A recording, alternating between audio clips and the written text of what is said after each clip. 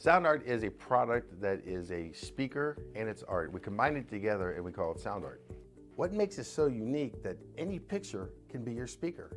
Sound art gives you the high quality sound without the ugly speaker. This isn't a picture with a speaker, the picture is the speaker. Just imagine your wedding picture uploaded onto a canvas, and now it's speaking 10,000 tunes. I mean, it's a very cool concept. What we like so much about it that you can take anything that means something very special to you, upload it on the canvas, have it hanging up in your room, your balcony, wherever you want to put it, and now it's a speaker. I mean, how cool is that? It's something that we have that and no one has. No one has this product. It's just a great gift to give anybody. It's just a neat concept. Around here we say, art never sounded so good.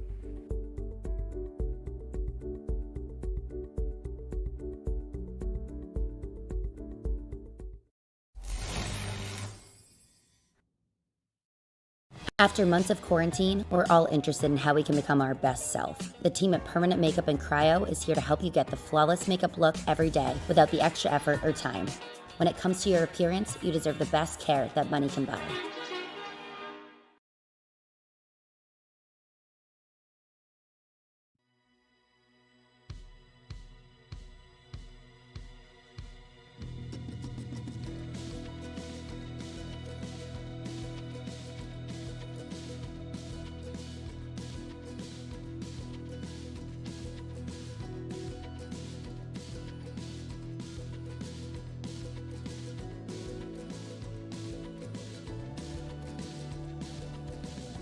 It's a new year, new season, and a new name for one of the most competitive GT3 sim racing series that you could find. Along with this new chapter comes a new schedule, new manufacturer, and new points-paying structure that is destined to enhance what is an already wide-open championship picture. With a fresh slate of 10 new venues, the anticipation of the first green flag could not be higher.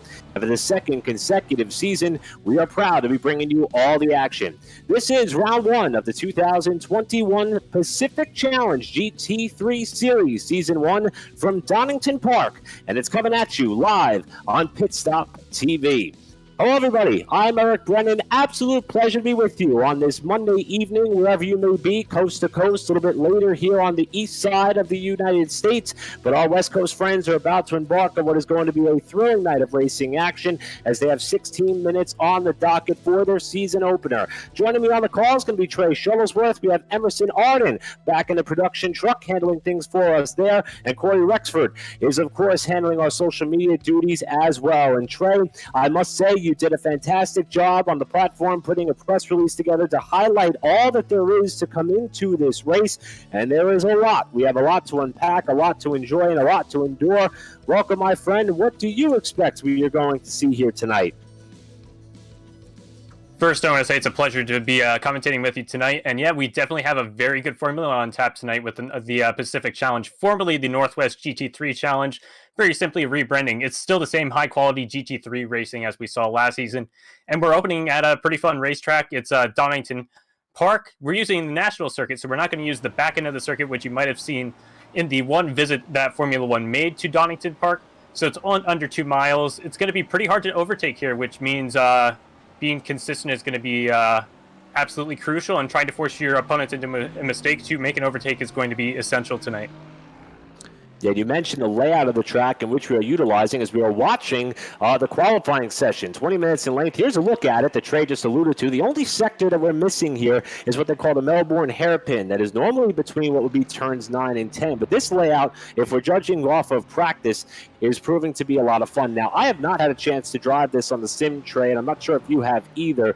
But judging by some of the times that we've seen in practice and even in qualifying, it looks as though it's going to be a pretty tight field. And we've got, I saw 41 cars take time in practice. I believe you got 43 in the server. This is going to be a really competitive road course race here tonight at Donington Park. Oh, without a doubt. I ran the math a little bit ago, and currently right now, as guys are trying to find clean air on the racetrack in order to make a clean qualifying lap, there's really only enough room for each person to have respectively about 2 seconds on the racetrack, which just goes to show utilizing this national layout is going to make things very condensed, very tight. We're going to get a lot of laps here in under an hour, probably about 50 or 55 laps. Yeah, but you mentioned the 1 hour time limit. That's going to be the generic form for the 10-race season with a couple of exceptions. They've actually thrown in some endurance racing events that we'll talk about a little bit later on. But we mentioned all the anticipation and the hype coming into this series. We love working with these folks because they do so much behind the scenes to drive interest into the series. And it starts with opening up the window as far as competitors. There's a minimum I rating that is required by drivers. As a matter of fact, they've gotten so much interest and anticipation, they're going to have a pro and an amateur class to help them keep tabs on who's running where, and that's going to be based on an I rating. The pro class is going to have to be a 250 I rating or above, and the amateurs or the AM class is going to be less than 2,499. We're not going to be highlighting that too much on the broadcast because everybody's going to be on the same playing field, but it does help the officials keep tabs when it comes down to the championship. And speaking of the championship, this series just wrapped up with their last 2020 campaign, and with that, Garrett D'Alessandro captured top honors, but Trey, he's not coming back to defend his title, but the rest of the top 10 are. I mean, I would say this is about as wide open of a field that we can anticipate with such an incredible calendar and such a spectacular season set to be put forth. No, that's a great point, Eric. And, very simply, it opens things wide up to any of those 9 drivers that are returning, and all of them had really strong showings and were very consistent for much of the season. We talked a little bit about the guys that are returning. Some of the new drivers that are entering the series are also highly competitive. In fact, the drivers with the 3 highest I rating in the league are rookies to the series this season. So it's going to be interesting to see the veterans versus the rookies play out over the course of 10 weeks this year. Yeah, and you mentioned some of those rookie names that we're talking about. They were in the press release you put together earlier. One of them is sitting atop the pylon in qualifying as we inch towards the halfway point in this session, and that being that of Jesse Webb. Christopher Beats also up towards the top of the pylon. Again, we got a good bit of ways to go in the qualifying session. We're just about at the halfway point of this open session, which gives us a chance to talk a little bit more about the cars who are going to be running on a 75% fuel limit. So a little bit of strategy may be coming into play in this race, as Trey mentioned, which could be seeing a lot of laps on this 1.9-mile circuit. But we talk about the cars. One of the things we love about GT3 racing in general, whether it be real life or the sim, is the look and design and the manufacturer support of these vehicles. And Trey, we've got a new addition to the GT3 field for 2021.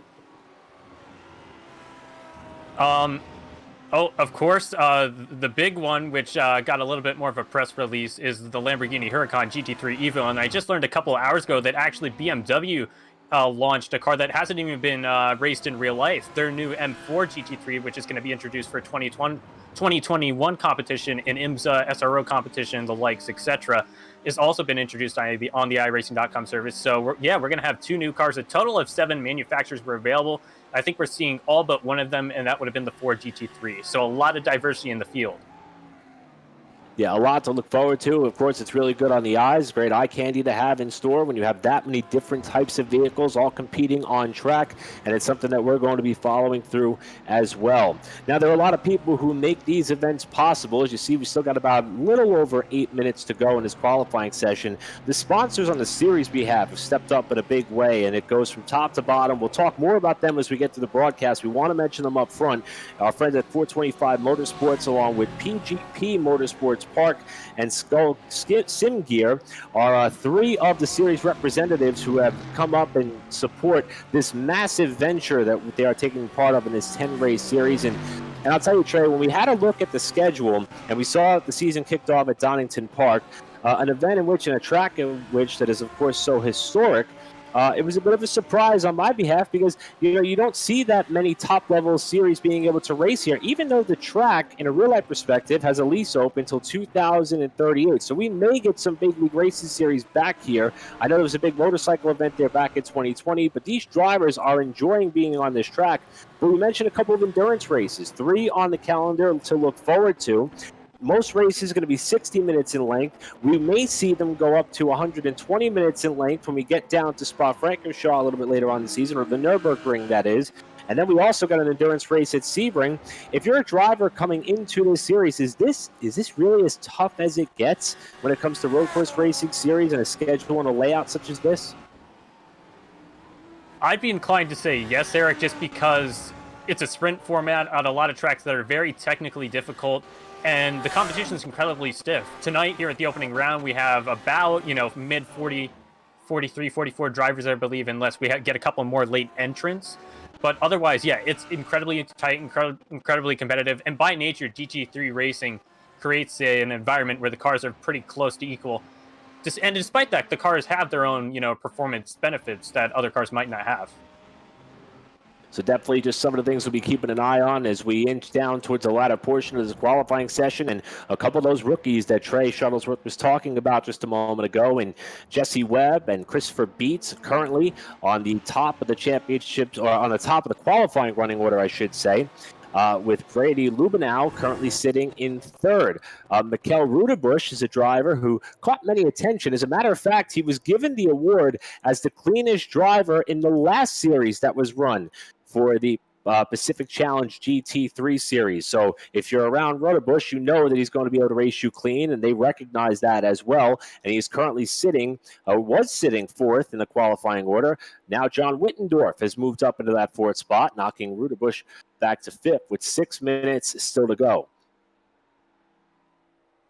6 minutes will offer probably about 5 more attempts to try to get a clean lap in. And looking at the top 5 right now, 3 of the top 5 are returning members to the series, but the 2 on top are some of the new members. So we're starting to already see a little bit of that rookies versus veteran storyline play out so far here as we continue to roll in this 20-minute open qualifying session at Donington. Yeah, and then, of course, we'll go right into our race, scheduled to be, again, 1 hour in length. And this is the first opportunity to make a statement. We mentioned, these races, 10-race calendar, going to have 3 endurance races on the docket. But, 10 races, if you do have a hiccup and you do have a little bit of a misstep or a stumble, you could not have that many chances to get it all back. And one of the new things that we also talked about, Trey, was the fact that they had a little bit of an amendment made to the championship points. And it was something that the series officials worked hard. And not that there was anything wrong with the way the series wanted down towards the end of 2020, as we had 3 drivers all in contention for the championship when we hit the last race of the year. But the point structure was something that we took note of. And I think that, too, is going to be able to add a little bit of a more incentive, I could say, into being consistent on your race season. And is that something, it's coming from somebody who hasn't spent too much time on the driving end of the platform, is championship points something that these drivers will be thinking of at the drop of the green flag for the first race of the season, or is that something that you start to tally up as the year goes on? I think if you have a longer schedule, which you might see if you're someone who runs a stock car series on the iRacing.com service, you might not worry about it because you're probably going to open the series at a track like Daytona where there's only so much you can do skill-wise to try to get points out of the event. But I think from the get-go, it's just that you don't have a lot of time in the series, given the fact that it's only 10 rounds. You'll look at a lot of GT series that run internationally, some that are, for example, sanctioned by the SRO. They're not always the longest.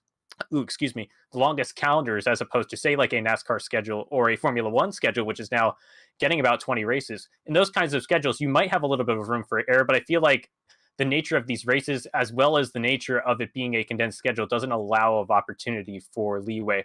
These drivers do have about 1 drop week available to them, which means there is 1 week where the week in which they score the lowest amount of points will get dropped from their total. So they get that freebie, but outside of that, it is a points format that is going to reward guys that can stay up front consistently from week to week, and it's going to punish you if you do end up having more than 1 bad night.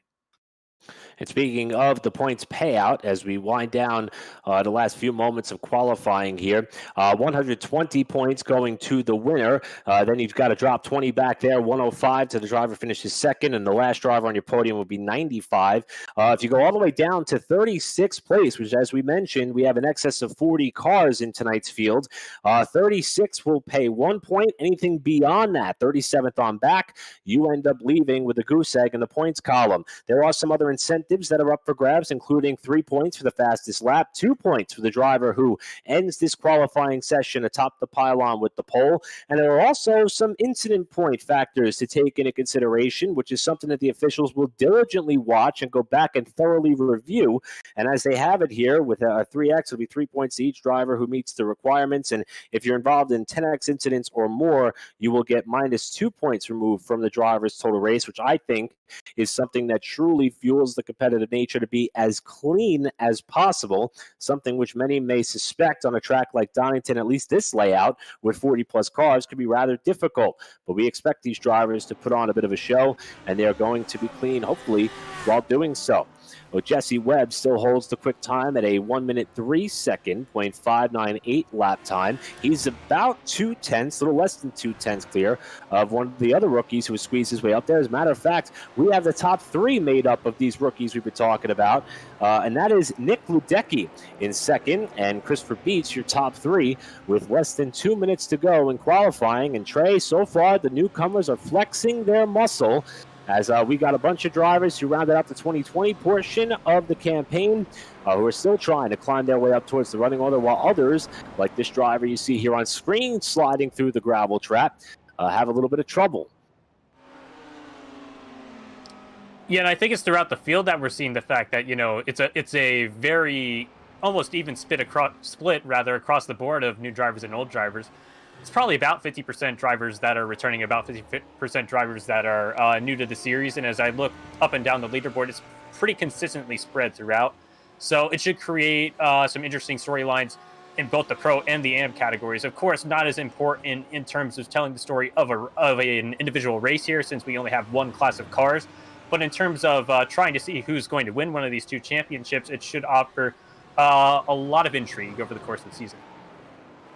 And you see the margin there as Webb is just under 2/10 of a second over Ludecki, who is holding that second spot. But the one thing I love to see, top 10 separated by less than a half a second. So that means there is a pretty tight competitive field here, especially within that top 10. And I think traffic is playing a huge role in these qualifying times. Trey, you mentioned, a relatively quick lap times here, just over 1 minute on this track that measures just under 2 miles. And to get a clean lap in a 20-minute time frame, it can be rather difficult. We may not be truly seeing who the fastest car is if that driver, he or she, was not able to get a clear shot around this racetrack.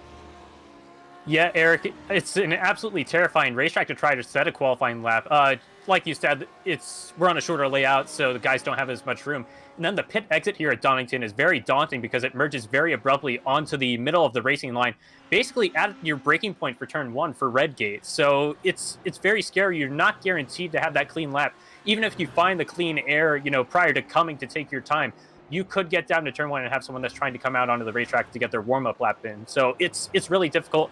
And at least these guys do have 20 minutes, and girls here in the series do get about 20 minutes to try to set that one clean lap. And that 20 minutes is just about up. The clock that you now see is the final countdown clock for drivers who may already be on a flying lap, as this will be their last chance to set one under the stopwatch if they got to the line before the session came to a close.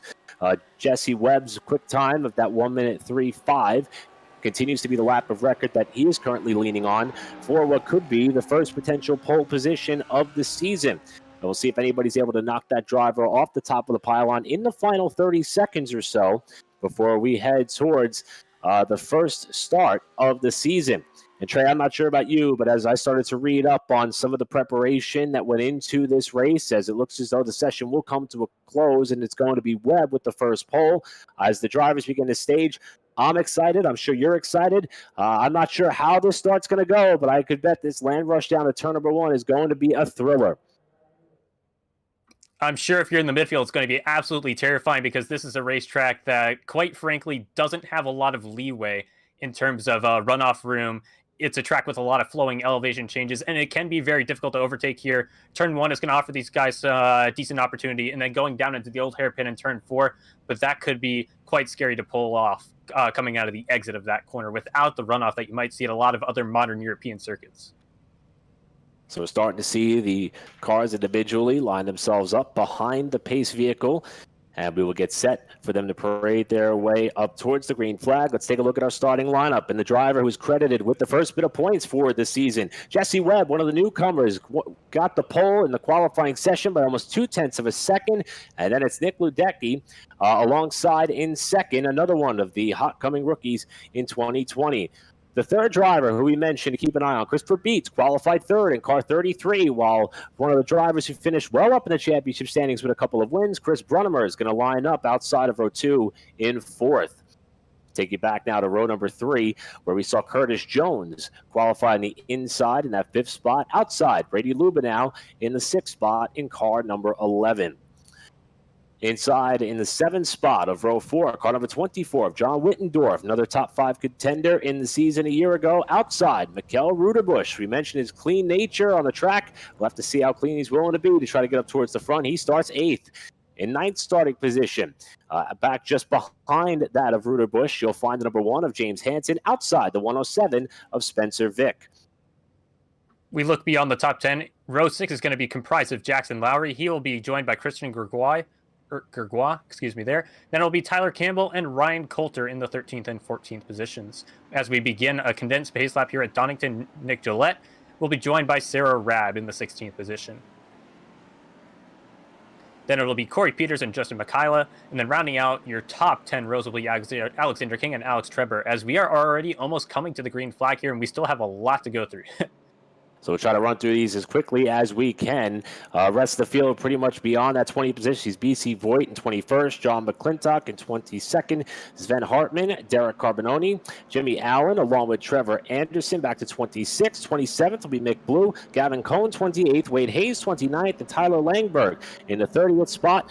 And what is making up a very heavily populated 41-car field. We'll do our best to circulate around the field, but first, the field will now come up onto the main straightaway. And the first green flag of 2021 Season 1 for the Pacific Challenge GT3 Series is underway from Donington Park, and the pole sitter and Webb gets the jump to turn number 1 while the rest of the fields try to funnel in behind. It'll be Jesse Webb who continues to lead, and we go into the midfield to see some of the battles going on. It is double wide, several rows deep here in the middle of the field here so far at Donington as we head down to the old Parapin at turn 4 for the first time. And Webb trying to get himself out to a clear bit of a lead at the head of the pack. Oh, got trouble there just in front of this pack. How many cars are going to get through cleanly? There were 2 cars off there to the grass. One may have spun sideways, and another car noses into the tire barrier just a bit behind. In fact, there are 3 cars here all piled up. A couple of them able to drive away, but that is not the way you want to start your 2021 season, while the rest of the field continues on. Looks like at least a half a dozen victims, but otherwise, for the most part, it was a relatively clean opening lap, I feel, here, given the amount of cars here. And it's still going to be Jesse Webb. He claimed the pole rather here, and he's going to be the first one to lead a lap in the first season under the Pacific Challenge branding. And watching how aggressively that Webb is setting up his entry to turn number 1, swings out way wide to that pit exit that you talked about in the qualifying session earlier, Trey, to get himself a solid entry into turn number 1. We drop back here a little bit of one of the cars that was not as lucky as we are watching Tyler Campbell in the 121. He's trying to avoid this carnage that happened just in front of him. Looked as though Campbell nearly got by and tagged the car that was broadside to the traffic, and that kicked Campbell off into the tire barrier. He was just one of about 4 or 5 cars that may have been involved, perhaps even 6, in this opening lap bit of carnage that has claimed multiple drivers here on lap 1. It just goes to show how dangerous that section can be here. That's turn 4, the old hairpin here at Donington. You're coming down the hills at such a high rate of speed, and then when you get to the exit of the corner, there's not a lot of place to go if an accident occurs. It's a good place for someone to get a lot of oversteer off of the exit of a corner very easily. It just, a lot can go wrong here. It's probably the worst place on the racetrack for something to go wrong as well. Couple of other drivers that may have been caught up in that incident. Ryan Coulter, Wade Hayes, Derek Carboni, Mick Blue, all drivers who faded down towards the bottom portion of the running order after running in mid-pack when they came to the green flag. All apparently caught up at that narrow sector of the racetrack. Well, so far, no such trouble for that of Jesse Webb. However, second-place runner in Nick Ludecki is starting to close in. That lead was 0.8 of a second about a lap ago. He's got it down to about a half a second. As the field continues, top 3 pretty much in a league of their own. Can't even see 4th place on your screen as we go on board with Ludecki here, trying to follow in the tire tracks of Webb to close up that battle at the front. And he is the best of the new cars here to the series, whether it be the Lamborghini Huracans or the BMW M4s. And you can hear that loud 5-liter naturally aspirated V10 engine doing its work right now. And he, as you said, Eric, I think he is starting to consistently close the gap on Jesse Webb, and it's just a matter of finding that place to overtake here at Donington. And he starts to close up there under braking a little bit. There you see the margins back to third, about 1 second back from Ledecky to Beats, who rides in the third spot. But the front three, though, already about 6+ seconds over the rest of the pack. And there's a mistake right there. Just caught Ledecky off guard a little bit as he came to the right-hander. Got off for tires, off over the rumble strip. And it's going to cost him second spot to Beats. So turn 4 yet again claims another victim, but it's not going to be too big of an issue there in the long run. It might have been an off track, which might hurt Ledecky in terms of trying to get that bonus point for being clean. We do have a driver off. It appears to be, I believe, turn 1. That is Ryan Coulter, who is a newcomer to the series here. Coulter, who's had a rough go at the start of this race, was involved in, I believe, his second incident. This one, though, all by himself while getting on the brakes of what looks to be that of turn 1. Fortunately spun off the racetrack and nobody else was involved, but very entertaining and exciting opening few laps to kick things off here for this season opener. As hard to believe, Trey, we've only got about 5 minutes in the books on this race, and the complexion has already changed multiple times, including with that of your leader, who has now opened up a 2-second lead. And we see also in the pit lane Alex Treber, who started 20th, now plummeting down the running order as he is on the pit lane early.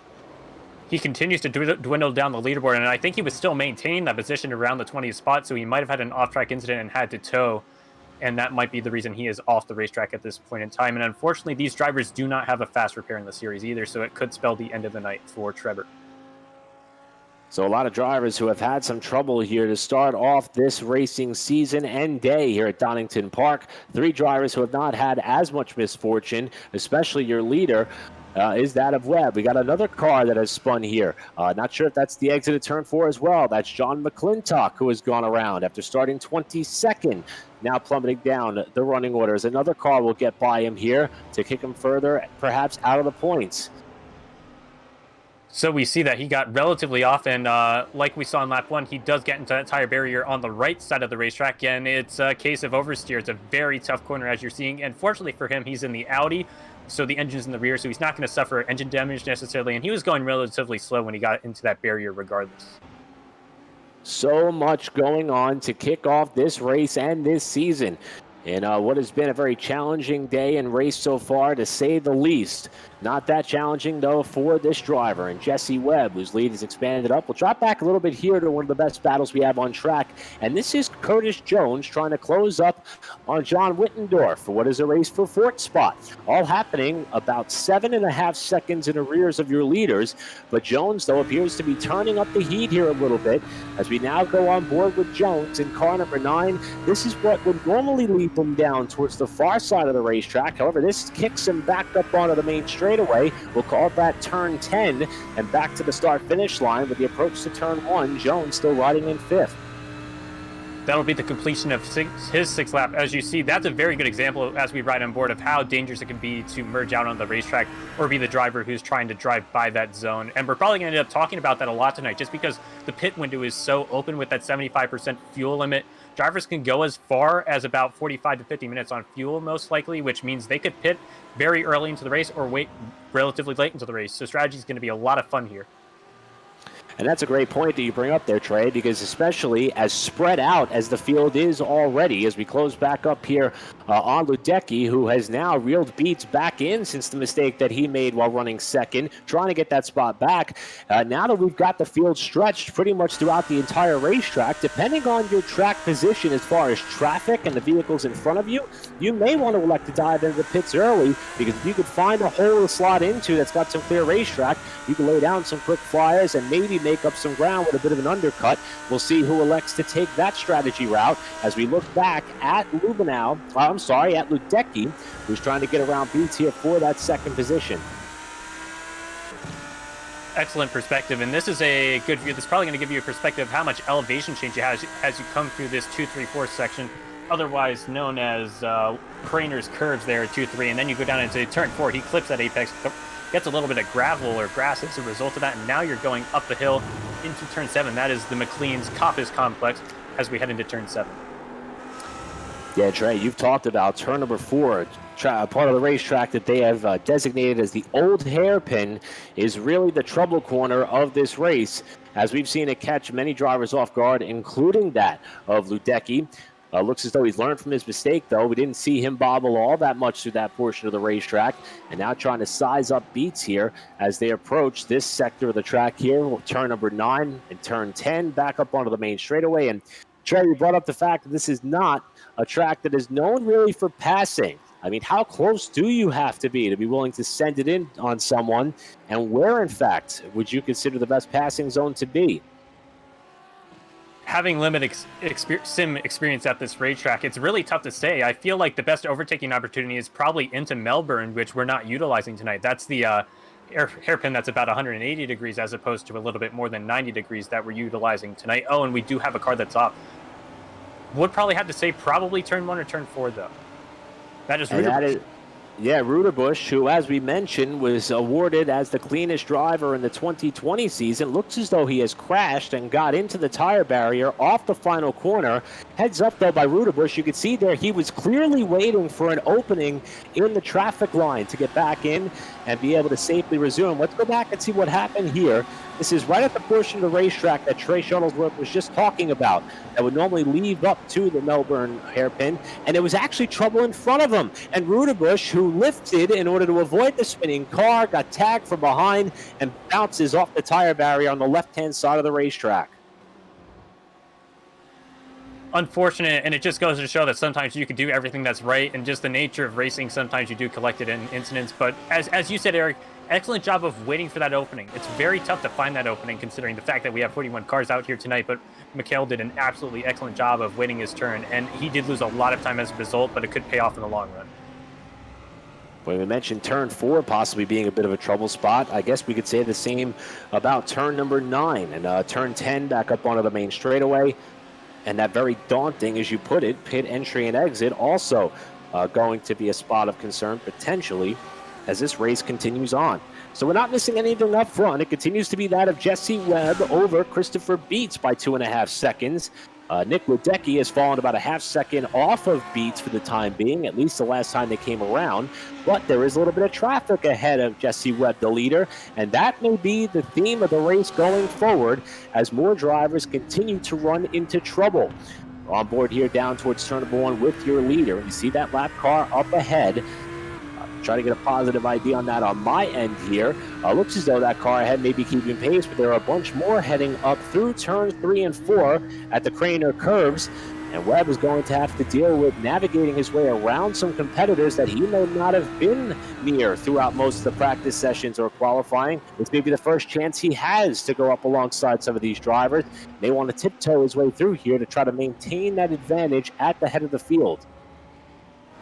And it is going to be so crucial that he is very patient and careful in getting through this field, especially considering the fact that this is the first round of the championship. So he's going to probably be driving around a lot of competitors that he's not too familiar with. As we say that, McClintock actually gets out of the way on the straightaway for the race leader, respects the blue flag, and the leader will be through at least for now. Leader's able to get by that car. Now it's up to the second and third place drivers who have tightened up their battle for the time being to see if they can do the same. And here's a bit of a run. How about a look outside? Ludecky looking to the high side in turn 1, thinks better of it, perhaps wisely, but he squared up the corner and got a good drive off of turn 1. Now looking outside as they approach turn 2. Hang on. They do get single file for the time being, and I don't think there will quite be an overtaking opportunity. Very close, and at this point, just due to the nature of the racetrack for Ludecky, he's probably going to have to again set up for that turn 1 section and hope he's side-by-side into turn 4. Obviously, a great race taking shape here for the runner-up position. Top 3 drivers have been in the top 3 spots pretty much all throughout the first 13 minutes of this race, but lap traffic, as you can see, starting to play a big factor. Moving aside there, that's John McClintock, who gets out of the way of the front runners, and we got another car that has gone around. That's Josh Gerberek, who has spun, started back in 41st, was able to avoid some of the opening lap carnage, and looks as though, not sure if he had some help there or not, or if it stepped out on him going in, but that was right in front of the leaders, and that is the first example of potential disaster that is going to be in the face of these drivers for the remaining 46 minutes of this race. Like you said, Eric, it looks like he might have gotten a little bit wide there, got a little bit of the grass, and unfortunately, he's at a part of the racetrack where it's a bit blind because you're going up the hill into a double apex, so a very tough spot, but fortunately, no casualties in terms of damage. And even with that little bit of a scare there for the front runners, it has shrunk the margin from the lead to this battle for second, and we continue to keep our eyes on. In fact, your top three are almost in about the same frame, as we are still watching here. Ledecky, followed by Beats, or it's actually Beats followed by Ledecky, and more lap traffic sandwiched in between this race for second and your leader. Go back here now to James Hansen, who is trying to catch up to Lubenow for what would be sixth spot. This is one of the best battles we have on the racetrack. Number of drivers here all running within about a second of each other. Also just up ahead is Curtis Jones, who you see about 2 cars up ahead of Lubenow, and that is a battle for 5th, 6th, and 7th respectively down the main straightaway. So we'll head down to turn 2, and from Hansen's perspective, he's probably waiting to see if Lubenow is going to try to pull an overtake on Jones, just due to the fact that Lubenow is a little bit closer to Jones than he is to Lubenow. So if that does happen, he might get an opportunity to overtake both if they lose enough momentum, as we're going to look for another battle on the racetrack. This is around the 20th position. David Flanagan challenging a favorite of the fans in the series, Alan Roth. First time we're talking about him tonight. Yeah, Alan Roth, the driver who also captured some of the contingency awards that were up for grabs at the end of the year as most improved driver. That's from the iRating perspective and from the Pit Stop TV perspective as well. So obviously having that bit of momentum to end 2020, hoping to parlay that into a strong start in 2021. The fact that he survived the first 15 minutes of this event, it looks as though he's off to a strong start. Let's go back up to the race for second. We saw Ledecky try to pull out and make this outside move into turn 1 once before. Is he going to be able to make it stick this time, as Beats has the edge off the corner? Ledecky's going to try to stay alongside here as they approach turn number 3 and the trouble spot at turn 4. And then it looks as though he may have the pass made, maybe not. He looked to cross back over, but quite didn't have enough momentum to get back side by side. As we head up into McLean's this time, he will not look to the inside. Nick Ledecky is going to concede for the time being, it looks like, as we head up the hill. Actually, he will potentially be side by side going up the hill as we look back to a battle between Lubenow, Jones, and Hansen. Yeah, Lubenow, Jones, and Hansen, one of the tightest battles we have here. And look, we are still side by side for second. Looks as though Ledecky may have the preferred line here, and Beats is going to have to concede that position as they come through this sector of the racetrack, which puts him back up onto the main straightaway. It's going to be Ledecky back to the runner-up spot. Big run off the corner by Beats. He's going to look outside and try to make that move stick that Ledecky was unable to do himself. He'll now dart to the bottom. Very aggressive launch down to turn number 1. Beats going to try to make it stick, but it's Ledecky with the launch off the corner, and they are losing precious time to the leader in Webb. Yep, Eric, due to that, they probably conceded about 2 seconds worth of time, but that was a very daring overtake into turn 1, at least an attempt at it by Beats. And I think he's just showing that he has a lot of aggression, but it's controlled aggression. Yeah, it's one of the best ways that I think we could craft this race up here towards the front. It's been everything short of physical, been very clean for the most part, with more lap traffic still ahead. So Ledecky now with Beats in tow, trying to make up a 3.5-second margin to Webb, and there are some lap cars that are up ahead. Scott Snyder is one of them. Randall Ayers is another. That's 32nd and 33rd position, running nose to tail. A little bit of a mistake there off the corner by Ayers, and that's going to allow Ledecky and Beats potentially to pull out and pass. Beats may get trapped to the outside here if he can't get clear, with another lap car of Scott Snyder just ahead. And unfortunately for Snyder, it's a tough part of the racetrack for him to let his competitors by, because it's really not a portion of the racetrack where there's a lot of straightaway. It's a lot of continuous curves until we get all the way up to about turn 7. Although it will be Ledecky who makes his way to the inside, and it will trap his third place competitor, Christopher Beats, for the time being. As we look back to Corey Peters, he's challenging outside of the 12th, or rather the top 10 for the time being. Jackson Lowry just in front in 11th spot. Just behind Peters is that of Jimmy Allen, who holds down 13. These drivers just hoping, perhaps, for an opportunity or pit strategy to propel them up into the top 10. Keep in mind that championship points are awarded and paid out all the way back to 36 positions. So contrary to what you would see in a series like that of Formula One, where only the top 10 will get you some tallied up points on the season, not the case here for these drivers. But the top 10, of course, certainly a good way to start off your season, like that of Brady Lubenow, who's holding down the 6th spot. This still is one of the best fights that we have on the racetrack. Even though we've been following that battle for second for quite some time, here's Lubenow in the slipstream, looks outside. Now he's going to throw it down to the inside of Curtis Jones in what's going to be a race for 5th. So we go through turns 1 and 2, and they're still going to be side by side, and it's probably going to be turn 4 that will be the deciding factor between these two drivers. They continue to stay side by side. Not a lot of give or take right now. We ride on board with Hansen. If there's a loser, he will be there to take any of the winnings. And it's going to be Lubenow. He's going to get a little bit loose and lose a couple spots as a result as we continue to ride on board with Hansen, looking to take advantage of that lost momentum for Curtis Jones.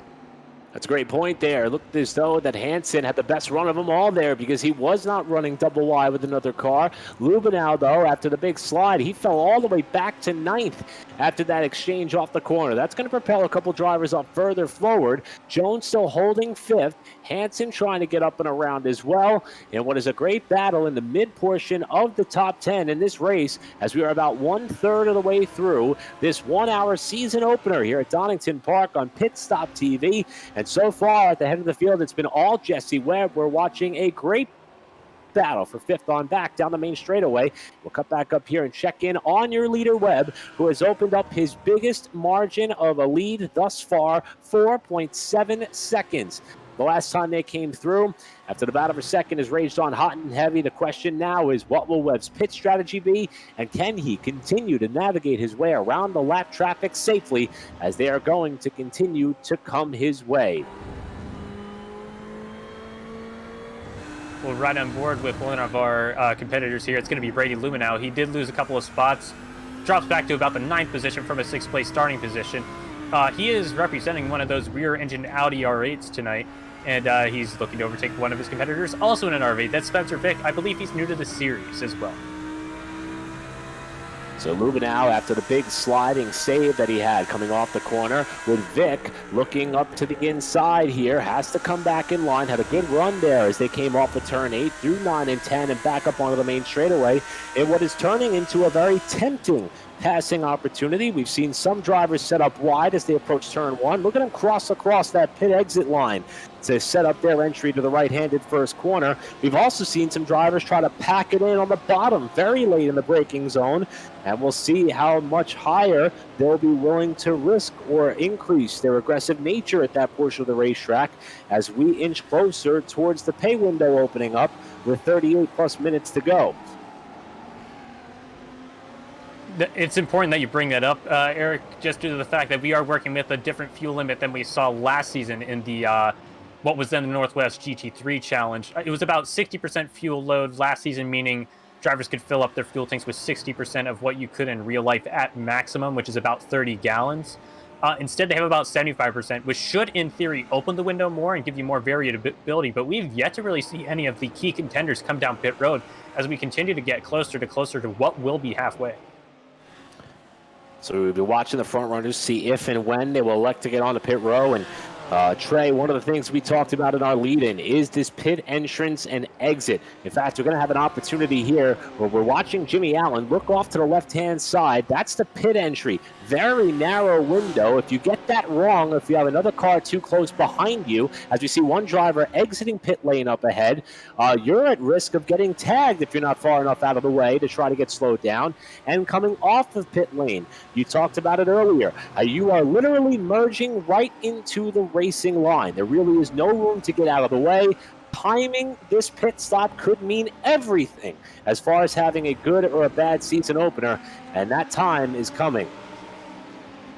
Very soon, of course, Eric. Yeah, it doesn't matter whether you be the car that's coming out of the pit lane or the one that's trying to overtake someone that's, exiting the pit lane. It's just tough all around it.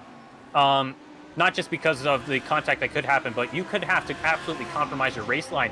And you're heading into a section that's very momentum heavy, so you could lose a lot of time as a result, going all the way down to the old hairpin. So right now we are 37 minutes away from being close to a checkered flag. And this, the season opening round of the Pacific Challenge GT3 Series, Season 1 in 2021.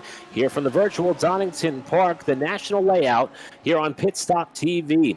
Want to remind everybody who is listening, wherever you may be, I'm Eric Brennan, Trey Shuttlesworth joining me on the call, and hats off to Emerson Arden in what was an insane opening few laps, being able to bring us all the action that we saw unfold, as there was a lot shuffling around through this 43-car field, and of course Corey Rexford holding it down on socials as we are inching closer to the halfway point of this race. Since winning the first pole of the season, Jesse Webb is out front. That lead now stabilized at about 4.5 seconds. The battle for second has been hot and heavy, but lap traffic and pit stops are what we're going to keep our eyes on for the remainder of this race and the rest of the battles that will continue to unfold, including this one that continues to rage at the midway portion of the top 10. Curtis Jones, Nick Gillette, who you see on your screen, there's Jones in the 7th spot. They're battling for 6th and 7th respectively, and also not far behind Spencer Vick, who has shown to be very fast as well, in the mix there as well. All going on inside the top 10 while the leaders begin to prep their strategy opportunities that may lie ahead, as we will see how the rest of this race will unfold. Interestingly about Gillette, he started in 15th up to 6th, so he's doing an excellent job of turning through the field in the first half. We're going to backtrack a little bit to around the 21st position. Mick Blue, a returning member to the Pacific Challenge. We brought on board with him. He's going to be one of those drivers electing to ride in the new Lamborghini Huracan GT3. It debuted in real life in 2019 and has gone on to a lot of success, whether it be in the British GT Championship or in the IMSA WeatherTech Sports Car Championship. And now, if you're someone who utilizes the GuyRacing.com service, you can use that car too, as we continue to ride on board with him, to what is probably the most technical part of the circuit. Just some incredible racing for an incredible series and a great start to 2021 for the Pacific Challenge GT3 Series. We mentioned all the people who go into making this happen. As a matter of fact, they actually have merchandise available. As we see a couple of cars elected to hit pit road. Alexander King, one of the first in the top 20, who was elected to come down pit road. But these drivers and teams have gone all in as far as supporting the series. They've got some really nice bits of merchandise out there on 11, if you spell it out, ELEVEN, the number 9, simsport.com.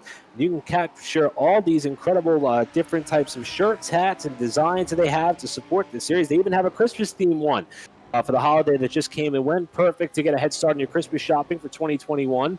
And a great way to support a series that is truly capturing the essence of this sim and all that it's about, literally taking the best, especially from an iRating perspective, on the platform and putting them all in competition on some of the most difficult tracks that you could imagine, and providing an incredible racing program that we get to bring to you on Pit Stop TV all season long. Well, Trey, we're inching closer to halfway. We've seen the first drivers start to bite at hitting the pit lane. Not quite sure when we may see the front runners dive on the pit road, but I would imagine that time could be coming. Margins have stabilized amongst the front three, and we are starting to now keep our eyes on that pit lane to see who may dart down pit road, and if that will be the winning or maybe even losing move of this race. It's a great point, Eric, especially even looking at the lead. It might be a 4.5 second gap here for the lead between Jesse Webb and Nick Ledecky, but one mistake on the pit road and Webb could lose that entire lead, whether it be an error getting down onto the pit road, perhaps he overshoots his pit stall, or he has trouble exiting the pit road. A lot could happen. Too many variables on a racetrack this short. A lot to keep our eyes on here as we watch. This battle for second just won't seem to go away as they come down the main straightaway. That's Ledecky in the yellow and black car trying to fend off beats in what appears to be that of a bit of a black and grayish type of textured vehicle that you're now on board with here through turns number 3, heading up to turn 4. That's been the main trouble spot throughout this race. And these two appear to be so evenly matched. This may be a battle that we will keep our eyes on all throughout the season. Right now, they're trying to settle second place amongst themselves, yet they continue to lose precious time to the leader, who has extended the lead now in excess of 5 seconds.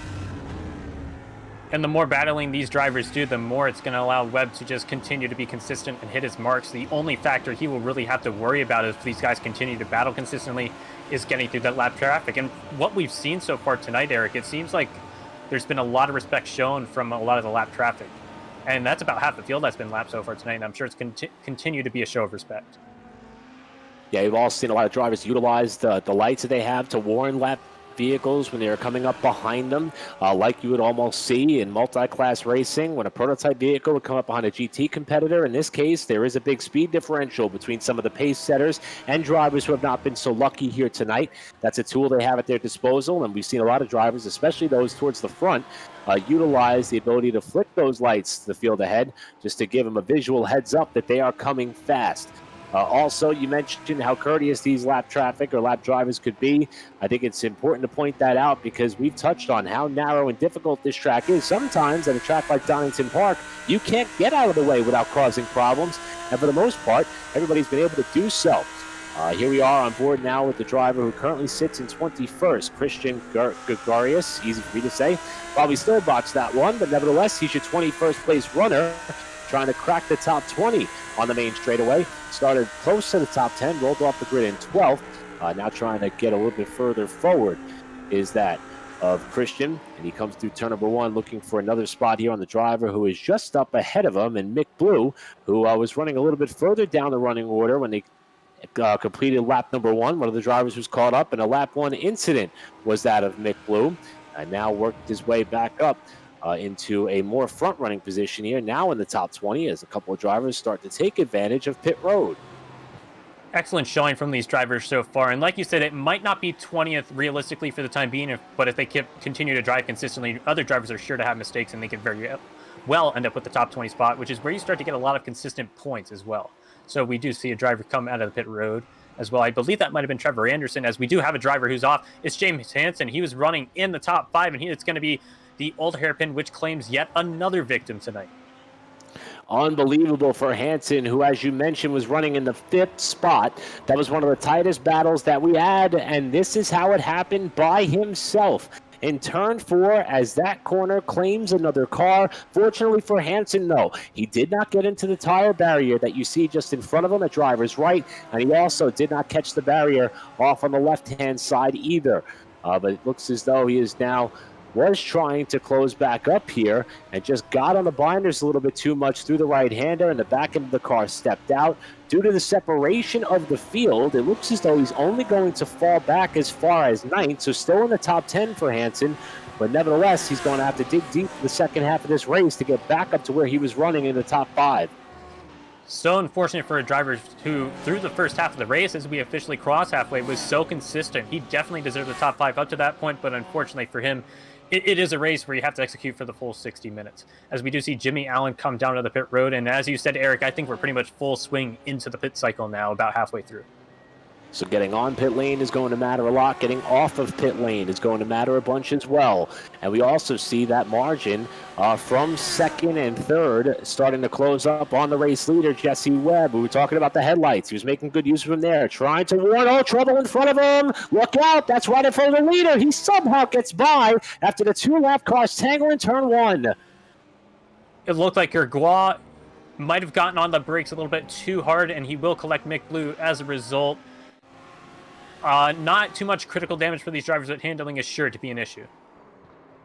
So Gergois, the car that got into the back of Mick Blue, who perhaps was maybe trying to yield to the leader, who was warning that he was en route and on the way. And Mick Blue also ended up spinning around. They now fall a lap behind the leader, who, what a job, though, by Jesse Webb to slam on the brakes as they all came into turn number 1 with a full head of steam. And due to where Gergois' car spun on the pavement as we back into the barrier here on board with Mick Blue, looks as though that Webb is going to live to fight another day. Here it is out the back of Gergois' car, and here comes Webb.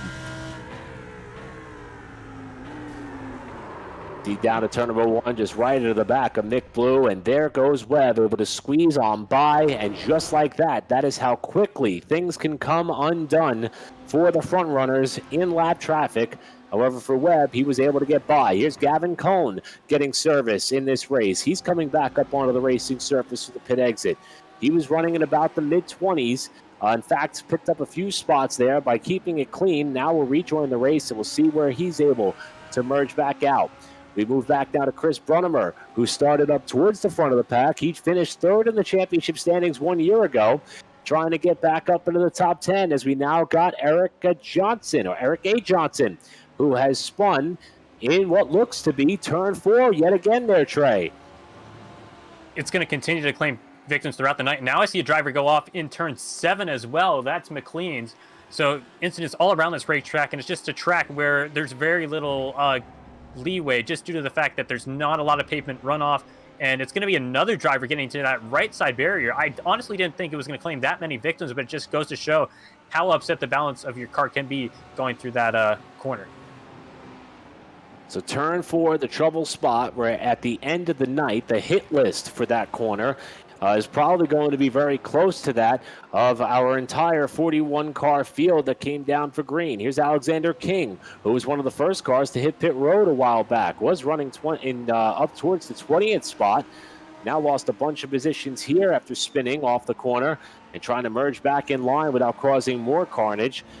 Who would have thought, though, that we would be more than halfway through this race and the level of intensity will remain just as high as it's been pretty much since lap 1. Still many drivers making mistakes, trying to right the ship, while Damian Benke is on the pit lane as well. Pit stops continuing. This appears to be a prime spot for service on your vehicles. However, that is not the same for Jesse Webb, who looks as though he's going to stay out at least one more lap and continue to nurse this 4.6-second advantage.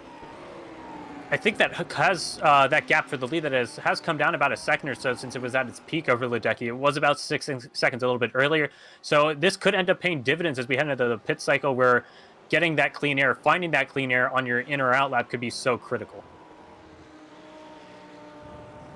So keeping our eyes on some of the front runners here, as it looks as though Webb is perhaps trying to warn some of the lap traffic that may be ahead. And I wonder if that's a good indication as to perhaps when you may want to come down the pit lane. That's Alan Roth up ahead of him, first car that he would have to deal with.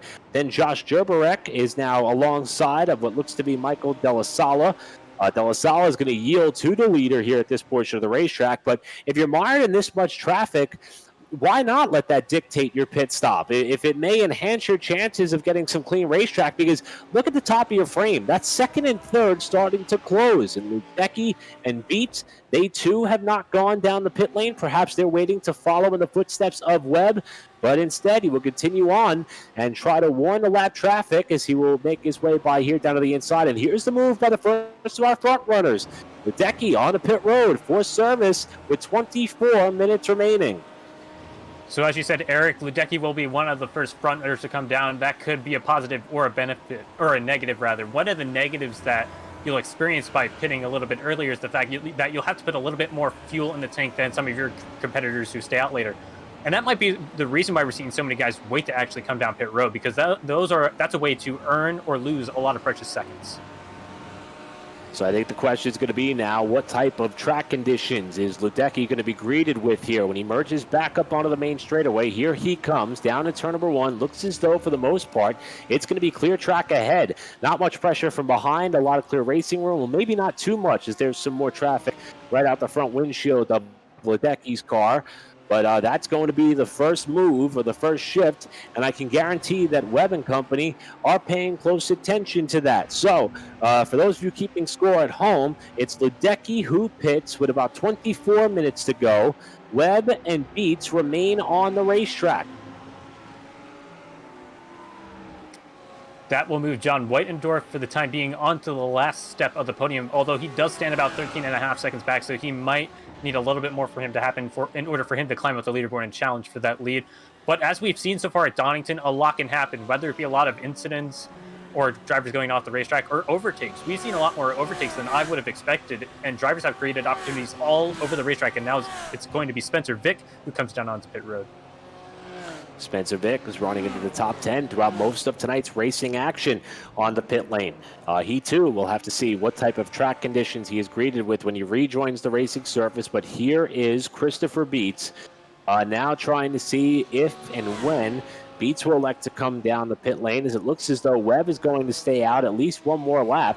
The margin now back to Beats, who is the second place runner for the time being, 6 seconds, and he too will elect to go another lap.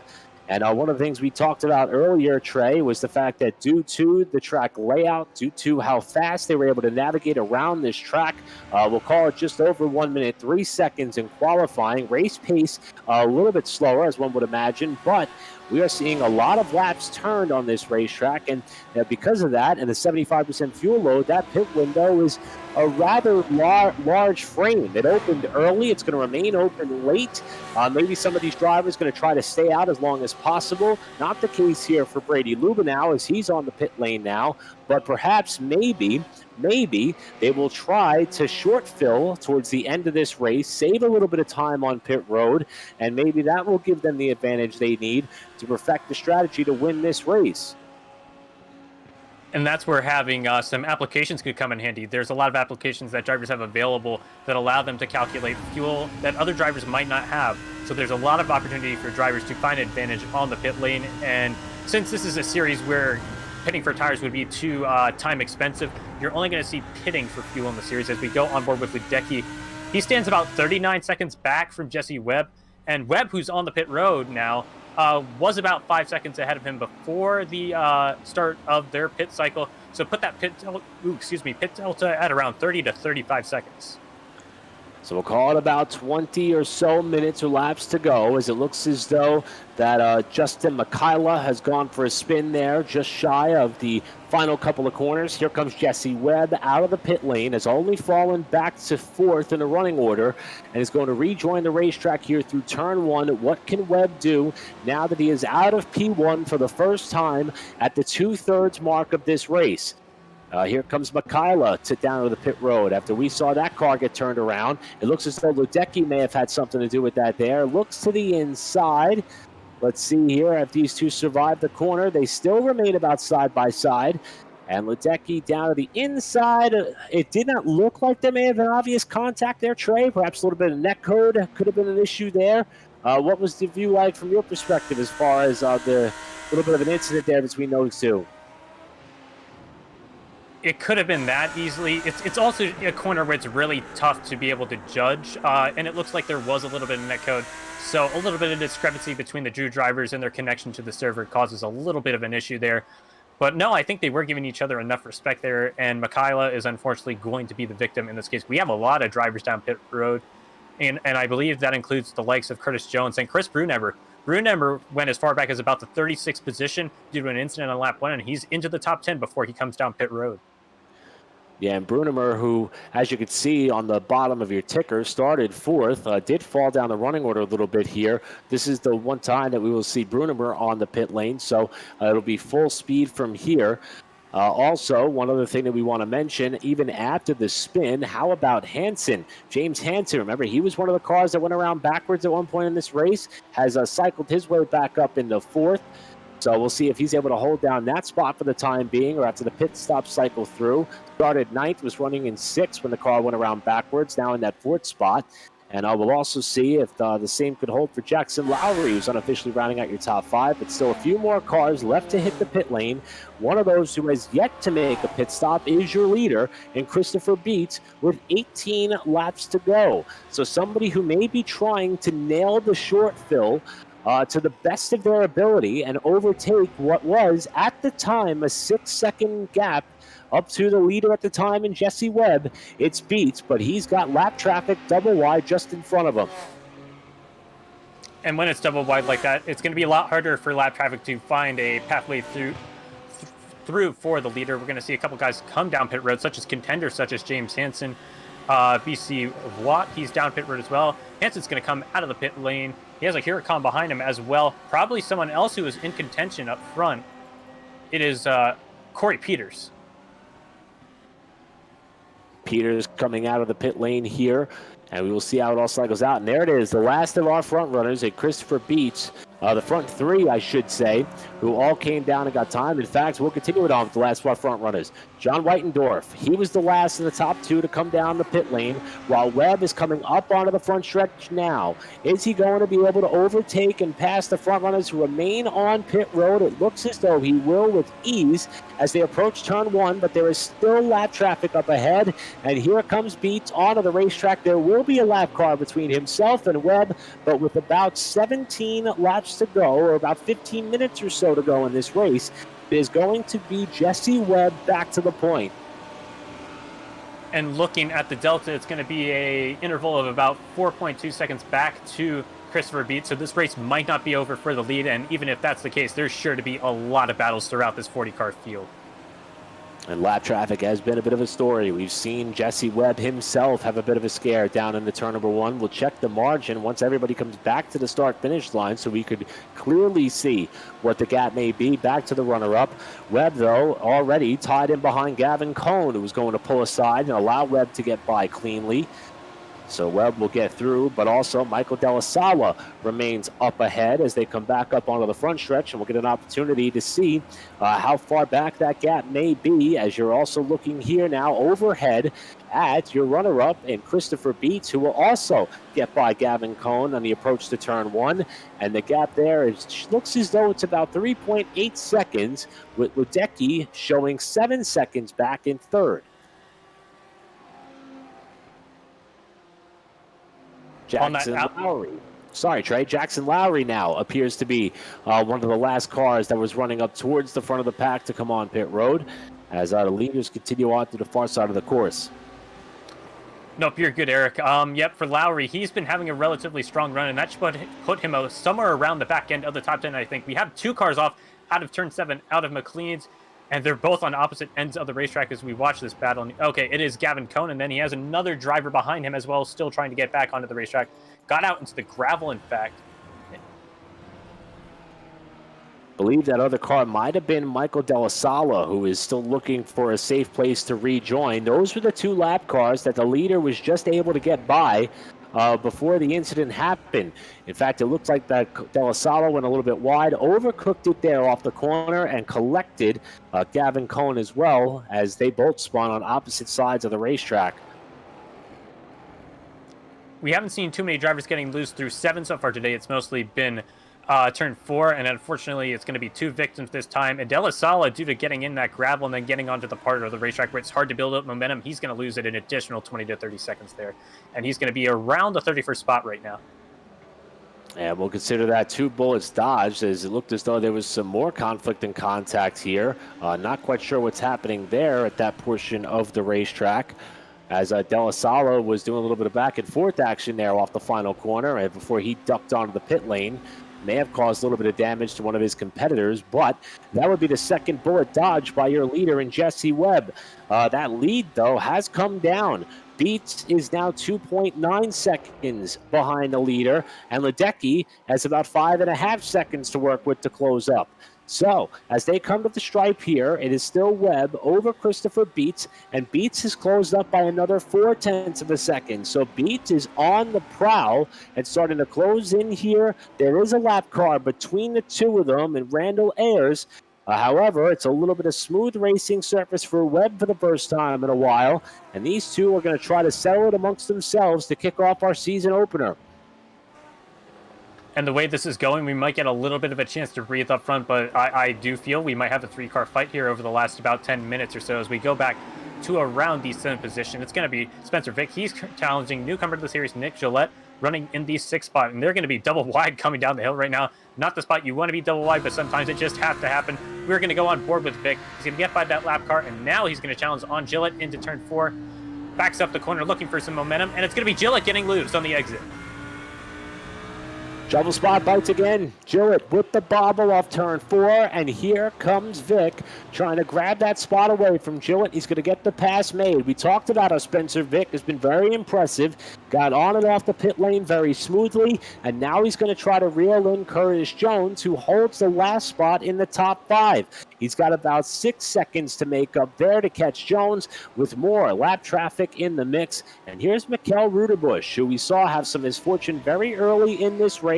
right here at this portion of the racetrack while trying to lift for a spinning car. He got tagged from behind, and Rudebush has been on the comeback trail ever since. You see him mired back here in 23rd position, trying to get around Mick Blue in 1. And if you're familiar with the Mike or Mick lore of the series here in the Pacific Challenge, a lot of Mikes and Micks in the series, running joke, but these two are the best of the Mikes in the mix tonight so far, running in around that 22nd position for Mick Blue. And a couple of drivers who just have not had the luck that they would have hoped for to kick off their 2021 Season 1 campaign. But nevertheless, trying to make the best of it here, still running just outside of the top 20. And the way that we've seen some drivers slip up, door could open, could put them in the top 20. As we still have a good bit of racing left to go, like right there, just in front of Rudebush, as he has to avoid a car that has a problem there.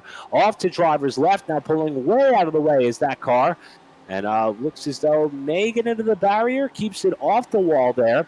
And that is Randall Ayers, who is now currently scored in 34th. But that was a close call for the battle that we were watching on our screen between Mick Blue and Rudebush as well. So we'll backtrack a little bit and see what happened to Ayers. He wasn't having the best of days so far already. He sits at about, looking at time, he's going about 4 laps down as is. And I think that is going to end up being probably terminal damage for his Ferrari 488. Probably an engine expired as a result of that. He will be able to make it down to pit road, but due to the nature of Donington, he probably has some difficulty getting there. So while Ayers is back into the pit lane, Rudebush and Mick Blue continuing their fight for position. Looks as though that after a little bit of a shuffle that took place there, those two continue to battle for what would be 22nd and 23rd position, respectively. Meanwhile, Jesse Webb has extended the margin at the front of the pack. It's now up over 3.1 seconds, and we mentioned momentarily that he had some clear racetrack to work with. He did navigate his way around a couple of lap cars, but he's got more that he's going to have to deal with as well. And it looks as though that Beats is going to have to reach way deep in the barrel to try to close up and get the job done at the front of the pack. Of course, Eric, as you said, as the clock continues to dwindle, the amount of time that he has to try to get back up there it's just not going to bode well for him in his attempts to try to go out there and claim a victory. Probably about 10 minutes or so left. You see, looking at the estimated lap counter, probably about 11 laps left on the racetrack. For him, sitting at about 3.3 seconds back right now, that's probably about half a second per lap that he needs to claim each time by. And then once he gets there, he needs to attempt an overtake as well.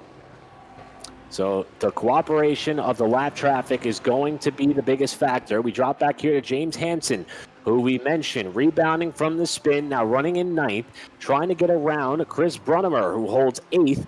Brunnemer -4 on the day thus far after starting in the 4th spot, now sitting there in the 8th position, trying to hold on to that spot for the time being, with Hansen running right where he qualified in 9th. Hansen, of course, having a relatively consistent run after a little bit of an incident near the midpoint of the race, still near the back end of the top 10, so he's going to pick up a lot of points if he can hold on to that position. He currently sits where he started in the P9 spot, and it looks like Turn 4 is going to claim yet another victim. It's going to be Scott Snyder this time. We'll backtrack a little bit, going as far back as the top of the hill here at Craner's Corners, heading down into the old hairpin. And if I'd have to guess, it's probably getting onto the binders and getting loose, as a lot of competitors have done. It's an incredibly tough corner to navigate. As you see, he'll get a little bit into the grass and the gravel, get loose, and that'll be a little bit of damage for him. As we now backtrack to Mick Blue, he was running in about 22nd or 23rd. He now sits in about the 25th position right now, and his direct competitor on the racetrack, it's still Mikhail Ruderbush, who is right behind him. We have a car off, and it is Mick Blue. He's going to go into the gravel, and he is going to be a victim of that tire barrier. Oh, we're watching a replay. This is the reason he drops back to the 25th position, and it's going to cost him some points. Not a whole lot, but about 5 spots on the racetrack right now, as he continues to ride, though, despite that damage.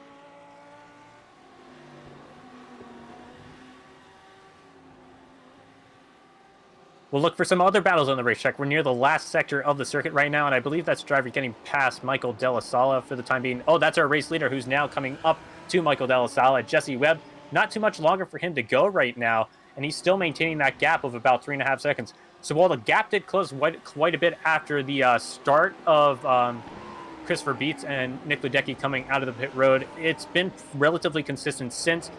And looking through the top 5, a pretty consistent split as well. Going back to about the 5th position where Curtis Jones is, it's 28 seconds back, and it's pretty consistent between those 5 for the time being.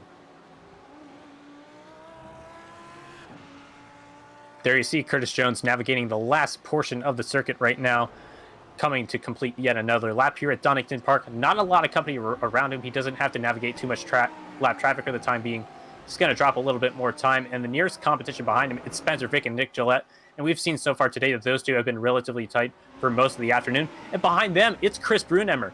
As we said a little bit ago, he was about 36th position after that lap 1 incident. Within about 10 minutes, he was probably in the top 20, and now he's looking for perhaps top 5 glory with a little bit of luck and some good overtaking abilities. So a lot of battles still to be decided throughout the field here, only with about 8 or 7 laps left here on the racetrack. Been an incredible race so far, especially for that of Jesse Webb. Clean slate, clean schedule, clean calendar to start off the 2021 Season 1 Year 4. This series, the Pacific Challenge GT3 Series here on Pit Stop TV. And right now, Jesse Webb is making a statement early in the going for this championship, as well as a couple of other newcomers who we penciled in pre-race to keep our eyes on, and that of Christopher Beets, as well as Nick Ledecky. Easy for me to say. They're currently your top 3, as we are now in the latter stages of this event. We see Ledecky there, and right now the leader is in the thick of lap traffic right now. He was going, that being Webb, going up into turn 8.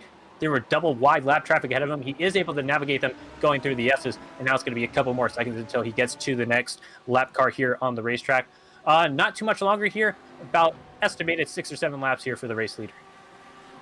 So while the leader continues to run at the head of the pack, I want to take this opportunity to thank those who make this broadcast possible. We continue to watch the race leader to see if lap traffic becomes a factor.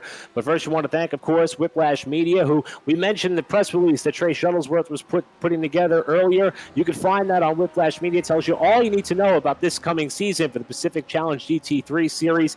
And we have so much coverage that is available there, not just on the sim racing platform, but on the real world platform as well. And all you need to do is go to whiplash-media.com. Also, we'll tell you a little bit later on about permanent makeup in Maine.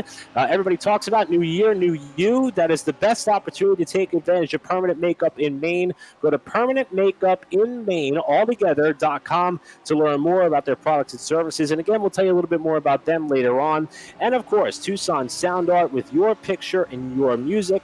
We told you it would be the best gift idea for Christmas. If you did not take us up on that offer and opportunity, with so much around the corner, and of course, just because, you can head on over to TucsonSoundArt.com to take any picture you want. They'll throw it up on a canvas, put a Bluetooth speaker in it, and next thing you know, you have a new perfect scenery for your office, your bedroom, your living room, you name it. TucsonSoundArt.com to learn more. And it is because of those sponsors we have the ability to bring you this coverage of this race. Also, the series sponsors like that of 425 Motorsports, who they cater and specialize in automotive racing and driving equipment for all automotive enthusiasts. Go to 425motorsports.com. We also have PGP Motorsports Park, which is located next to Pacific Raceways in Kent, Washington. PacificGP.com to learn more. And Skull Sim Gear, where you can go to SkullSimGear.com to pick up your button boxes, PC accessories for many games such as iRacing, Assetto Corsa, Elite Dangerous, Truck Simulator, and so much more. Again, SkullSimGear.com. Trey, we had so much racing going on throughout this entire 60-minute affair. We finally got a chance to catch our breath, and with 4 laps to go, we wanted to thank all those who make this possible. And it looks as though that if Jesse Webb can keep his nose clean with more lap traffic ahead of him, he may be en route to a season-opening victory. Yeah, while we were thanking the sponsors, he pulled out to another half a second or so advantage. We see one up and over at the top of turn 8 there, in addition to David Flanagan, who went off the racetrack in turn 7. So a lot of calamity, and it looks like Chris Brunemmer's down on the pit road. So I have to wonder if he might have gotten loose going up the hill, or maybe he got into some trouble with other cars on the racetrack. You see him end over end. You normally don't see GT3 cars doing that Very unfortunate after what was an absolutely legendary run so far today. Oh, that Hansen may have gotten a piece of that. Here's Brunemer. Looks as though he's in the mist here. I don't know if he got off into the grass maybe and the car snapped on him or if there was contact, but it's Hansen who pole vaulted him over. So that would be the second incident that Hansen was involved in today, still holding on to a top 10 spot. But the driver who finished third in the championship points the last time out now appears to be out of this race and buried in the running order, definitely outside the top 15. And not the way you want to start 2021, to say the least, after barrel rolling off into the gravel trap.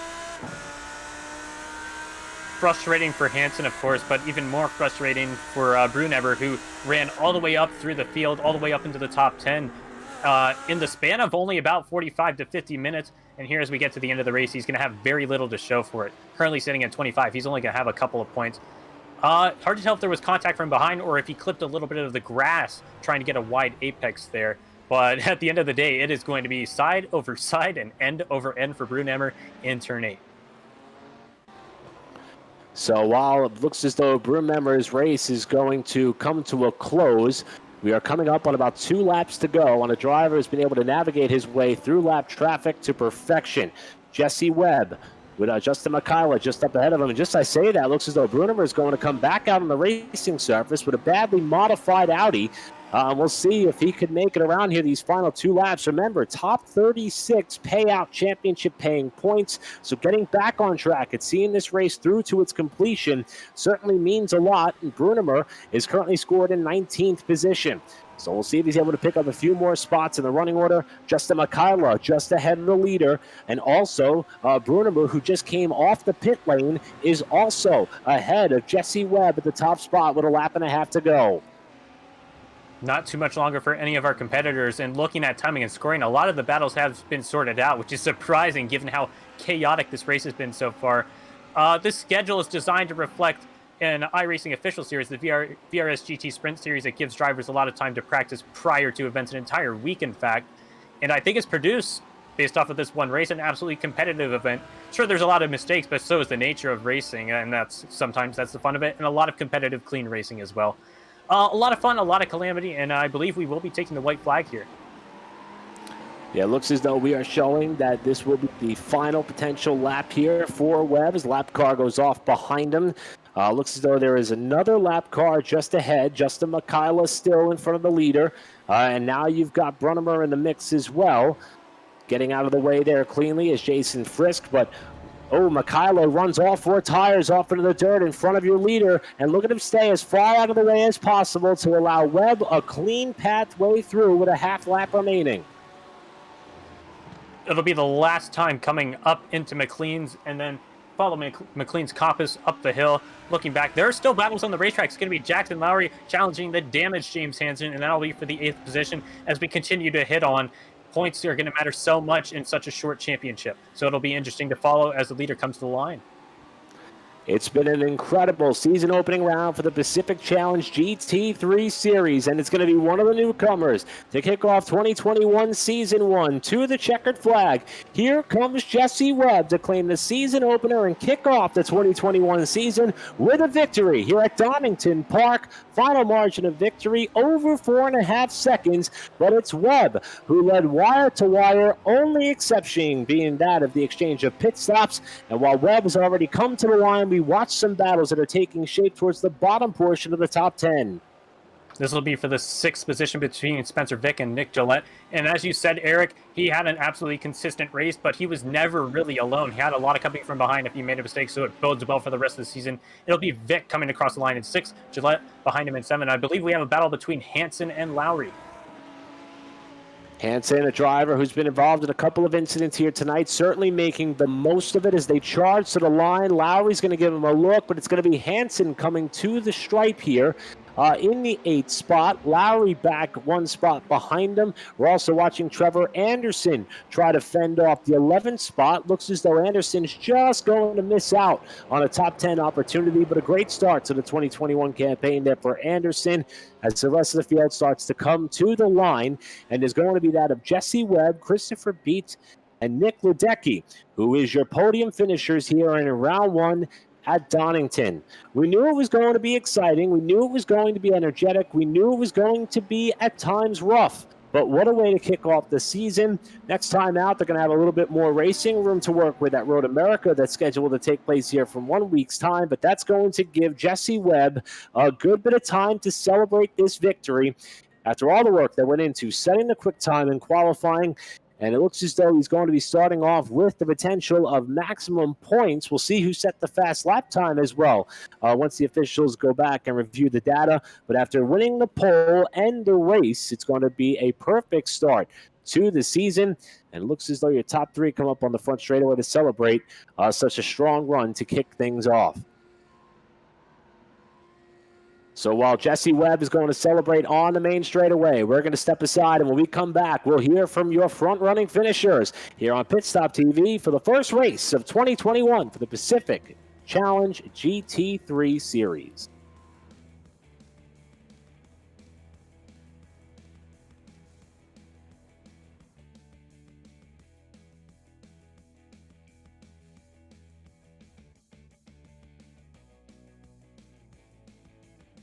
After months of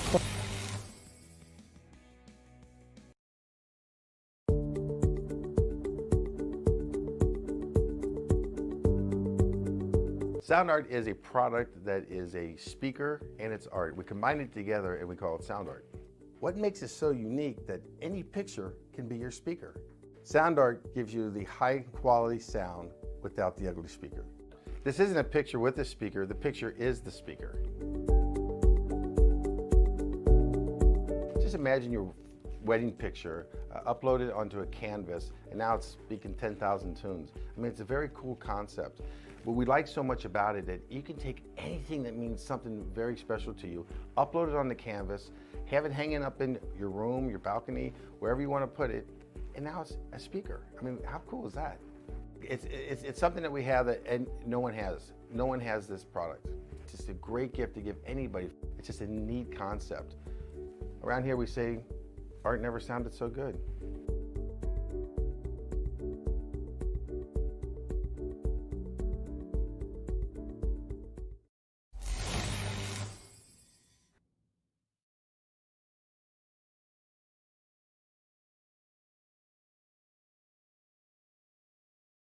After months of quarantine, we're all interested in how we can become our best self. The team at Permanent Makeup and Cryo is here to help you get the flawless makeup look every day without the extra effort or time.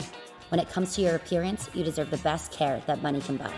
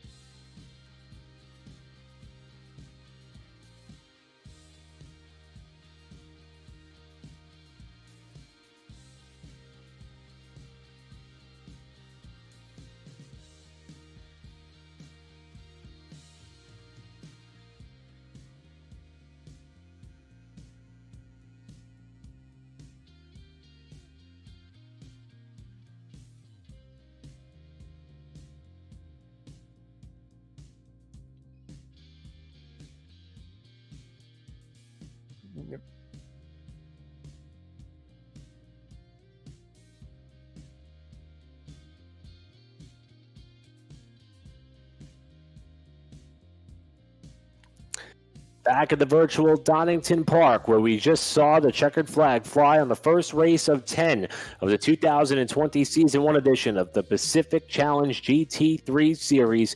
And what a race it was, from the drop of the green flag, the land rush down to turn number 1, all the way through the pit stops and strategy, and the eventual winner, who we'll have the chance to talk to in just a moment. I'm Eric Brennan, again alongside of Trey Shuttlesworth, Emerson Arden in the production truck, and also Corey Rexford holding it down on social.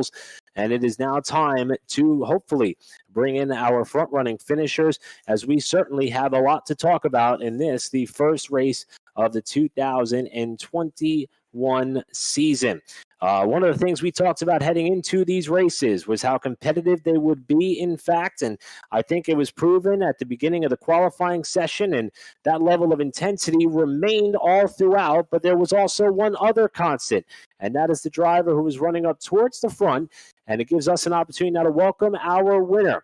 The driver who kicked off his season the best way possible with top honors. Not only did he go out and set the fast time in the qualifying session, not only did he lead the field down to green, lead the most laps. In fact, the only time he wasn't running up front was at the exchange of pit stops. And even with that, he was able to work his way back up towards the front, navigate his way around a lot of lap traffic. And it is a pleasure now to welcome in the driver who scored the season opening victory for this season, Jesse Webb. Jesse, congratulations, my friend. Donington Park, short layout, GT cars, 41 of them. How did you get this job done?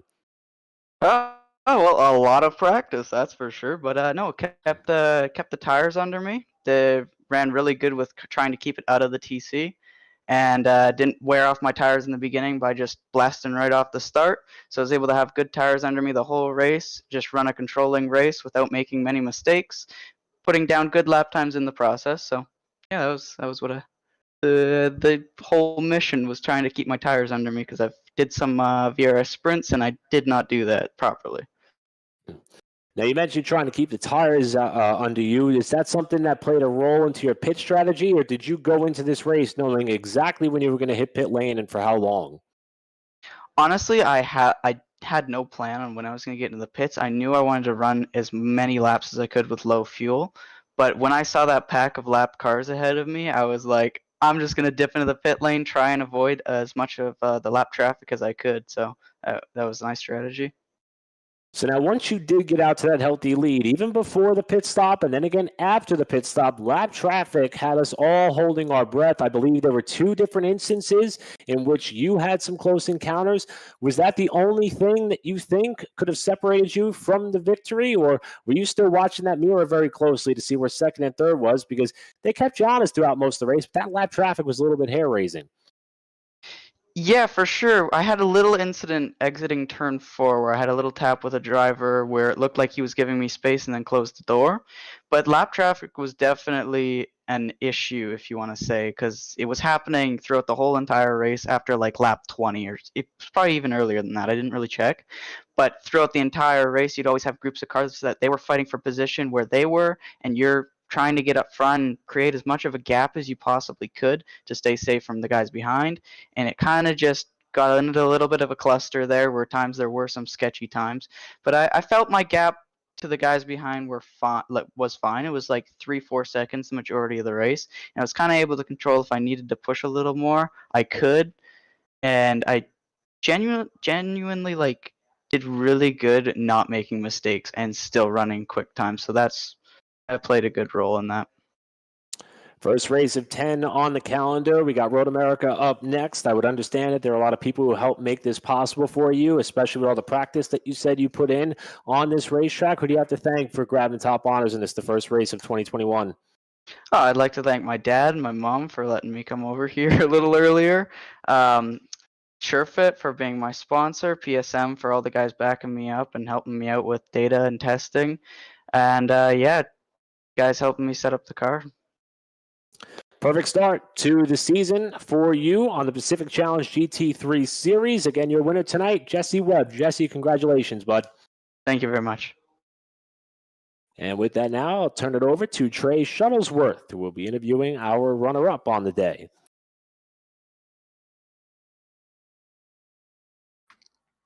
And while it was a relatively consistent afternoon for Christopher Beets, he climbs one spot up to the second place. It's going to be one spot shy of victory. So, Christopher, just reflecting initially off the race, what were your key takeaways from Donington for round one? Well, just surviving it is a start. The traffic is very intense. I feel as though it's probably going to be the tightest track of the season in terms of traffic. Uh, After Nick passed me, it was all about just kind of sticking with him and seeing what happened. And something happened with the pit cycle, and I came out on top of that. That's fair enough, and it'll earn you a second place. Coming into the week, what did your practice regimen look like in order to have the pace that you did tonight? Well, I mean, the series being aligned with the DRS series during the week definitely helps. I mean, yeah, you can set a fast lap time. Getting the door-to-door racing underneath is probably the most important here, especially on a track that's really hard to pass.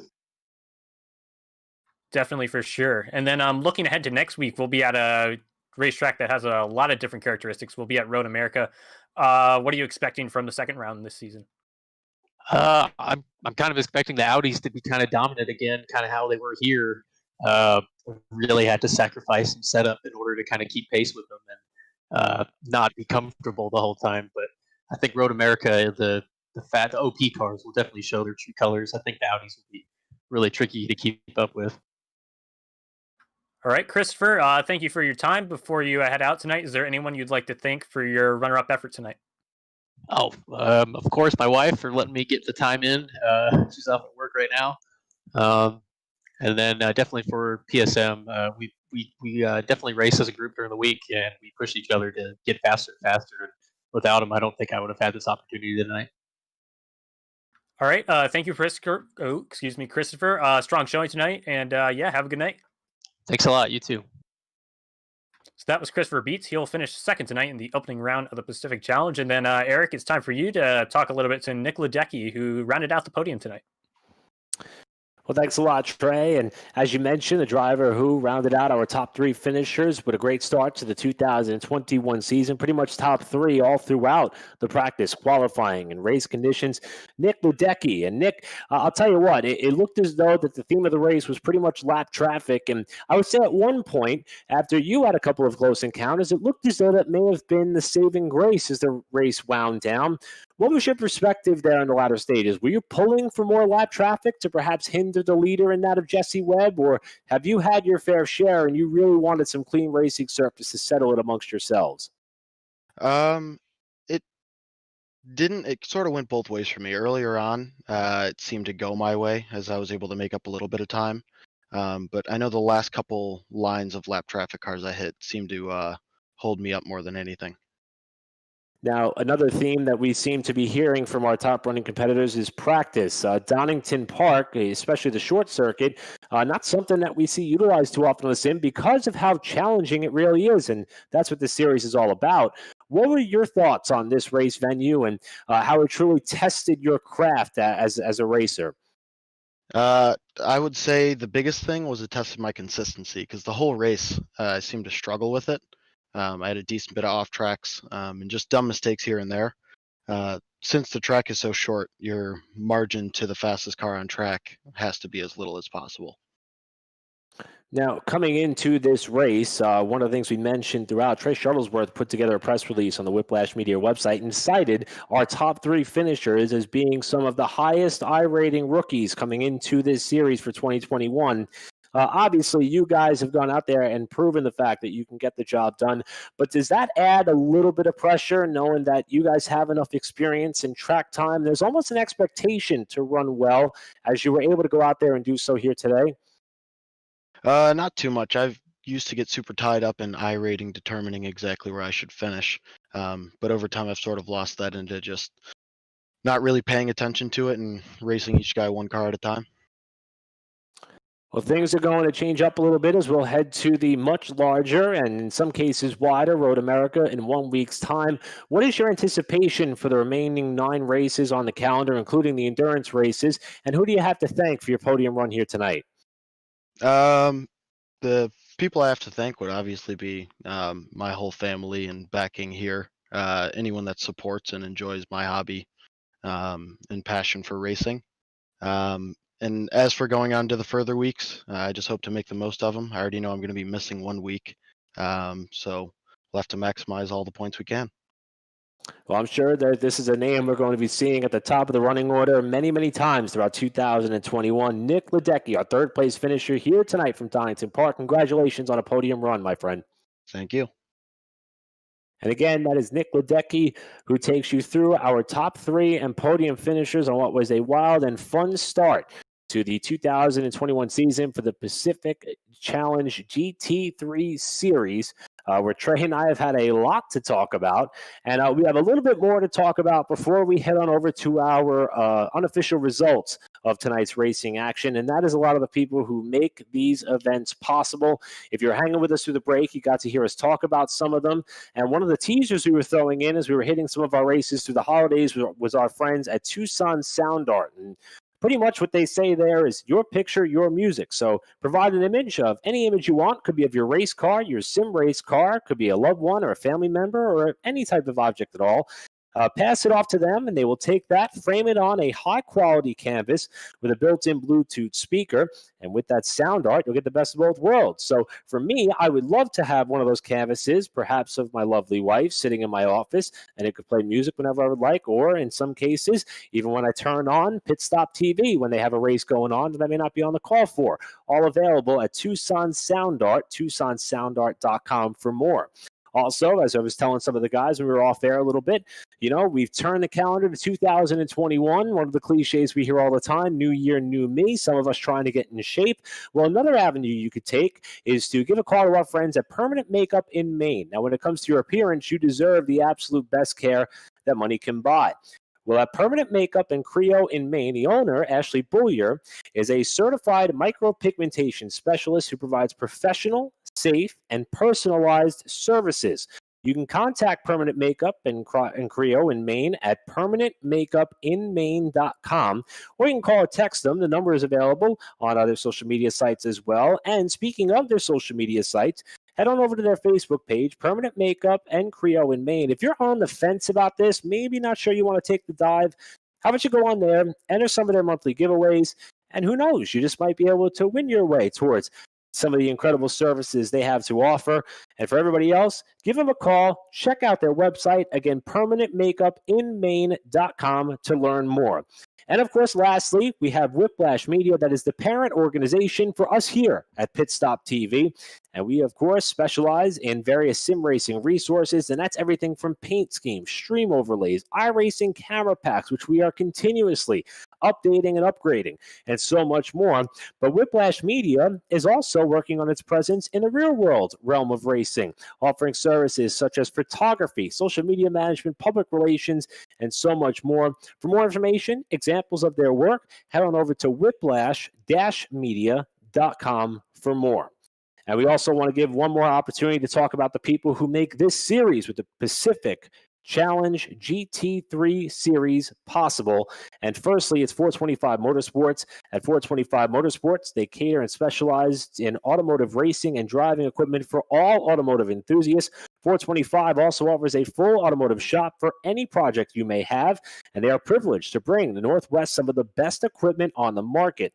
They've selected products that demonstrate the industry and provide the most diverse selection of equipment and apparel to their clients. They also offer an in-house project management division. They're a full shop that specializes in race car builds, preparation, and street performance, as well as custom modifications. Visit 425 Motorsports, 425motorsports.com for more. They're also brought to you by PGP Motorsports Park, which is a 22-acre go-kart racing venue. I'm adding that to my racetrack bucket list to visit, with miles of asphalt road and panoramic mountain views. That is located in and next to Pacific Raceways in Kent, Washington. And again, to learn more about PGP Motorsports Park, visit pacificgp.com. And lastly, we have Skull Sim Gear, who handles everything from button boxes, PC accessories for many games, whether it be iRacing, Assetto Corsa, Elite Dangerous, Truck Simulator, and more. Or for the sim racer or your casual driver, SkullSimGear.com. Again, some of the presenting sponsors of tonight's racing action. So, Pacific Challenge GT3 Series is in the books for round number 1. And with that, we'll take a look at some of the results of today's racing action with Jesse Webb grabbing the victory. So he'll be followed by Christopher Beets in the second position.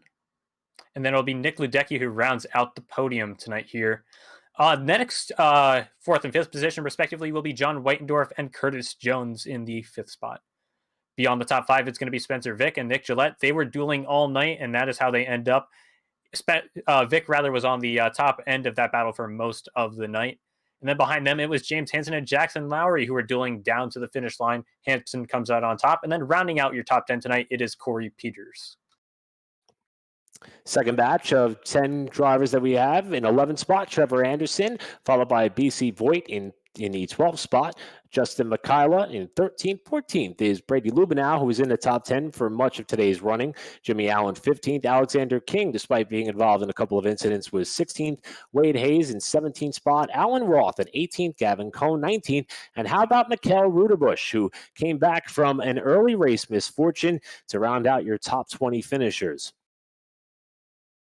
Looking to be on the top 20, it's going to be David Flanagan, one lap down, the first driver outside of the top 20, followed by John McClintock, who had his issues but came home at the 22nd place finish tonight. Christian Gergois also had a run-in with Mick Blue. He'll finish 23rd, followed by Chris Brunemmer, who had heartbreak after coming from the rear of the field following a lap 1 incident, all the way up to about 7th or 8th before yet another incident. Eric Johnson will follow him in the 25th position, first car 2 laps down, followed by Tyler Langenberg in the 26th position. Sarah Rabb comes home at 27th, followed by Derek Cabroni. Mick Blue after that contact with Christian Gergois, and then Jason Frisk rounds out your top 30. 31st through 40th is going to see that of Damian Benke of Benke's Cinematography. Also, we have Scott Snyder, who finished at 32nd spot. Sven Hartman was 33rd, 5 laps down. Randall Ayers, we saw him take that hard shot in the tire barrier, finished 34th. Michael Della Sala, also one of the drivers with some bad luck here today. He was 35th. 36th was that of Ryan Coulter. Josh Jabarek was 37th. Patrick Herring in 38th. George Patek George Patek, sorry about that, 39th spot, and Tyler J. Campbell takes you to 40th. And the handful of drivers who came across the line at the tail end of the running order, Alex Treber in 41st, and also Mike Burnett and Mark Herzog did not take the initial green flag. So as you can see, 41 cars took the green, 43 were entered in what was an incredible night of racing action at Donington Park to kick off the 2021 Pacific Challenge GT3 Series. And 3 of the drivers in which, Trey, you named in your pre-race press release, ended up being the 3 that took podium spots. What a race and what a day. As a race fan, it was an absolutely enthralling race from start to finish, so it was a lot of fun to call as a result. And like you said, Eric, the newcomers who, based off of their I rating, should in theory be the best in the field, ended up being the best in the field tonight. But they do have some company behind them, and I'm sure we're going to see the likes of John Whitendorf, Chris Brunemmer, James Hansen challenge. They have a lot to fight for here, considering they are returning members to the series and they want to, show the rookies that they do have strong pace. But, we still have 9 rounds to show who is the best of these 40 or so drivers. We're going to go to a really different racetrack next week, too, in Road America. Should be more overtaking opportunities, and the slipstream should really play a factor with how long those straightaways are. You mentioned more to look forward to, 9 races still to go in this season. In fact, for those of you on Pit Stop TV, we got more to offer you this week. We're going to be back in action with Bluegrass iRacing Series, race number 6 at Charlotte Motor Speedway. That's going to be on Wednesday night. Then Saturday, we'll be at the Elmwood Motorsports iRacing Karting Challenge at Indianapolis. Sunday will be the LTAC race number 1 at Daytona. And then 1 week from now, we're back to a doubleheader on Monday nights. The BRP iRacing Series, their first race of 2021, will be at Volusia. That'll be in the earlier hours on Monday, about 8 p.m. on the East Coast. And then, of course, next Monday night, it'll be round number 2 of the Pacific Challenge GT3 Series, race number 2, as Trey mentioned, from Road America. Again, for more information, you can head on over to whiplash-media.com or visit Pitstop TV on all of our social media outlets, whether it be on Facebook.com/PitstopTV, Twitter @PitstopTV_, and also on Twitch at twitch.tv/Pit_Stop_TV. And don't forget YouTube as well, Pitstop TV 1. With that, with Trey Shuttlesworth alongside Emerson Arden behind the scenes, Corey Rexford handling all the social media duties, I'm Eric Brennan. I want to thank you all so much for coming out and hanging out with us, and we'll see you next time here on Pit Stop TV. Good night, everybody.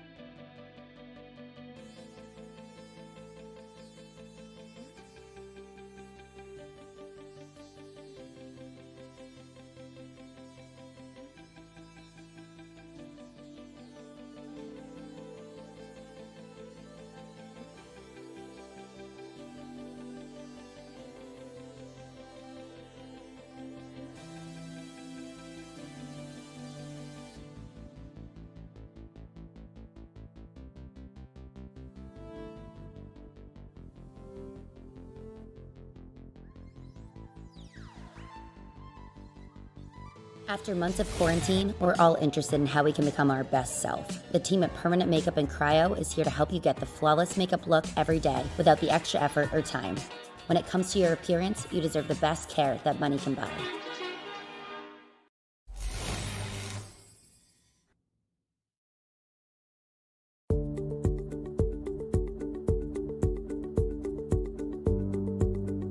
Sound Art is a product that is a speaker and it's art. We combine it together and we call it Sound Art.